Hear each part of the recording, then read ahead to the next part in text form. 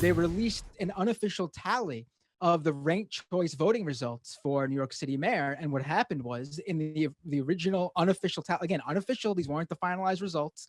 There's still even 120 something thousand absentee ballots yet to be counted. But in the original unofficial tally, they accidentally added 130,000 some odd test ballots.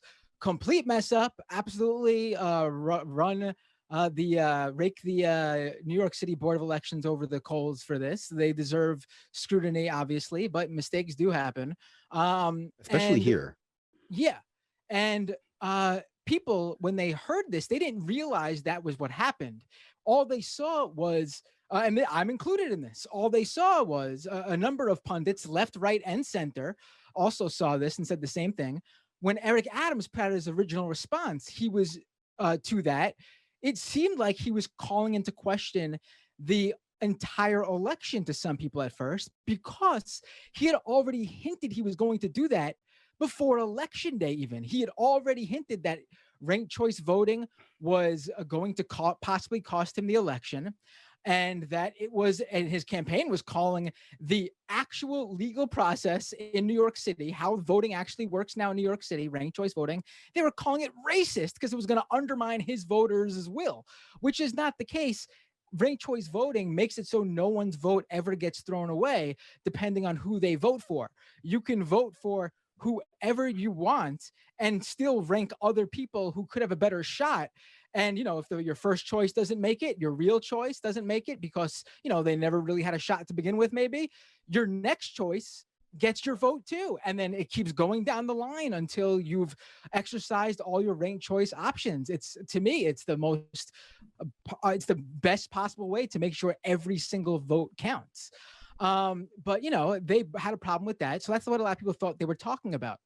But now, what the reason my tweet was featured on Tucker Carlson's show is the right wing is using what happened and Adams's complete questioning of the entire election. And I saw this in my own replies because Michael Tracy tweeted about it too, calling my tweet out.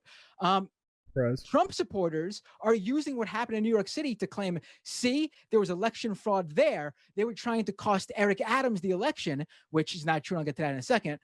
So that means Trump has to be right too. There's fraud everywhere, all across the country. Trump actually must have won. Well, here's the funny thing. New York City actually put out the corrected results yesterday without those 130,000 test ballots. And the race is even worse for Eric Adams because the test ballots didn't really weight too much on Adams. The test ballots mostly gave votes to candidates who had no chance to begin with, and it didn't go down the alley and affect the main contenders, who at this point are Eric Adams and Catherine Garcia and Maya Wiley. 400 votes separate Maya Wiley and Catherine Garcia from that second place to see who would go up against Adams.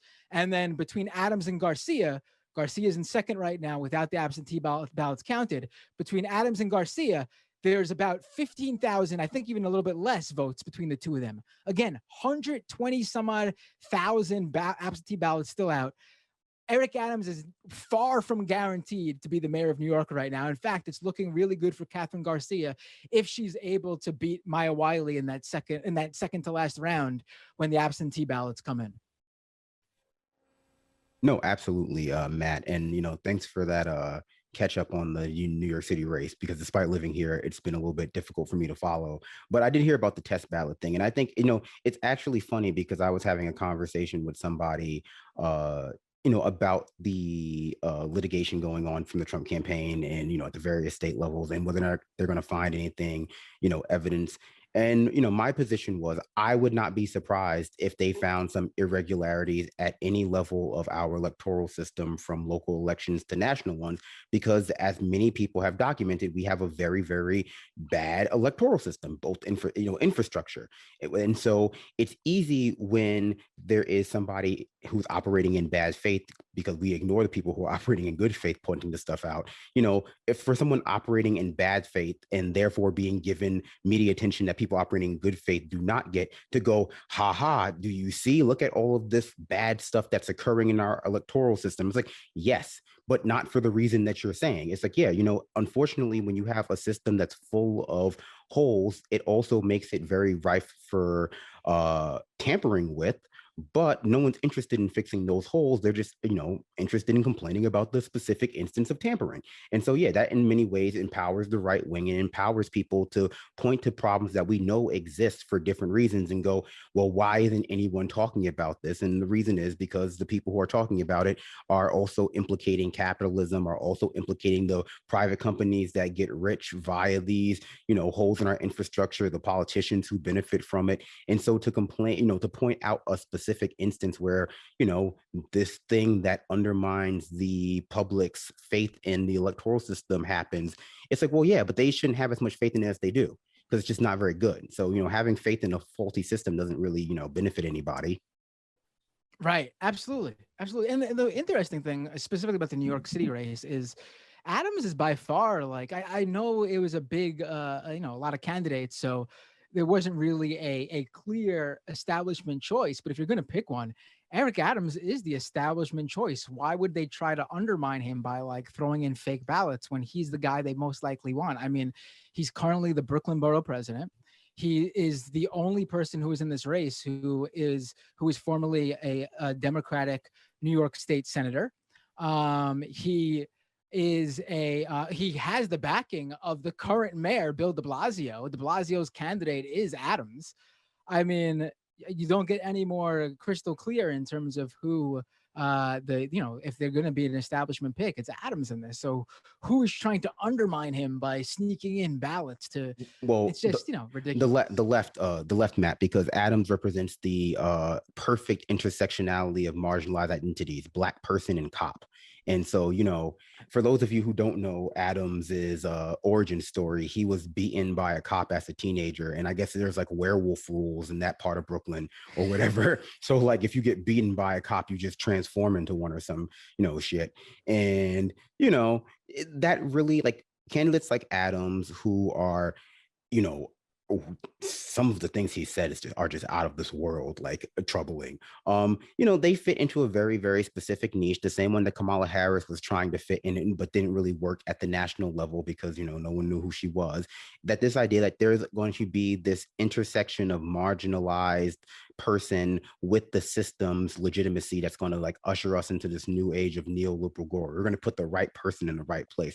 And so it's easy for people to believe that kind of like narrative that underlines a lot of our society, that the left is secretly racist and that's why they hate this Black cop and all this, blah, blah, blah. But, at the end of the day, the electoral system is the one that electoral system and our lack of investment in it, both from a sociological and infrastructural standpoint, is what's like hampering our ability to get most things done, and allowing that to go on while selectively allowing people in positions of power like Eric Adams or like, Tucker Carlson to selectively highlight little bits of like the faults that it has that, negatively or seemingly negatively impact them is, it's just where we are. It's where we are because we lack a sort of, platform as big as theirs to point out that no, you're just, you're selectively highlighting a very small part of this like monster, but there's also just there's an entire Kraken attached to it, essentially.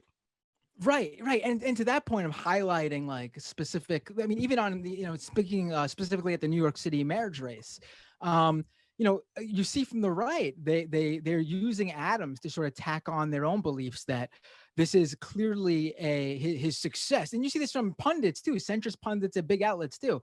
This is clearly his success in this race, which again is not even guaranteed at this point, and is looking actually pretty bad for him because the absentee ballots are mostly going to come from Manhattan, it appears, which is the one borough that Garcia actually beat Adams in. But I'm holding out for Yang. The funny thing is, Yang's support. Now, people outside of New York don't know this. In ranked choice voting, it helps to be friendly to your competitors who you can see who you can see as their supporters voting for you as one of their choices. Yang and Garcia had a pact where well, Yang was telling his supporters to vote for Garcia second. Garcia honestly didn't return the favor to Yang. Actually, she appeared at the conference to take the endorsement from Yang as the second choice, but she didn't do the same with her supporters. Well, I mean, Wiley was leading Garcia in all the voting until Yang gets eliminated. Folks, there's more of what you've just saw where that came from. That's if you hit the subscribe and like button. Thank you. Really, thank you.